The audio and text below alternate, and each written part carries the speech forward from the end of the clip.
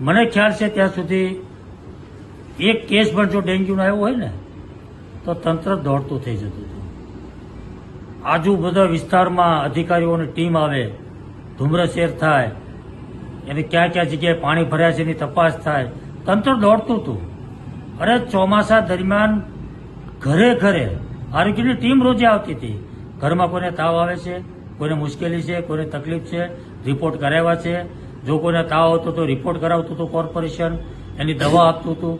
આ ચોમાસું પૂરું થવાયું મેં એક પણ અધિકારીને મારા ઘરે કે મારી સોસાયટીમાં મેં જોયું નથી. ફિલ્ડમાં મેં ક્યાંય અધિકારીને જોયા નથી.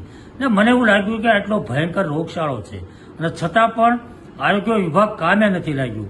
એટલા માટે મેં કમિશનરને ધ્યાન પર મૂકવા માટે મેં આ પત્ર લખ્યો છે. મને ખ્યાલ છે ત્યાં સુધી એક કેસ પણ જો ડેન્ગ્યુનો આવ્યો હોય ને તો તંત્ર દોડતું થઈ જતું હતું.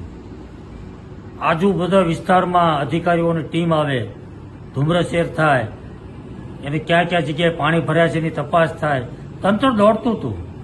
અરે ચોમાસા દરમિયાન ઘરે ઘરે આરોગ્યની ટીમ રોજે આવતી હતી.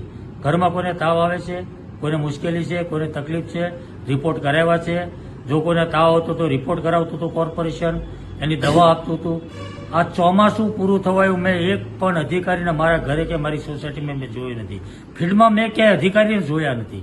ને મને એવું લાગ્યું કે આટલો ભયંકર રોગચાળો છે અને છતાં પણ આરોગ્ય વિભાગ કામે નથી લાગ્યું.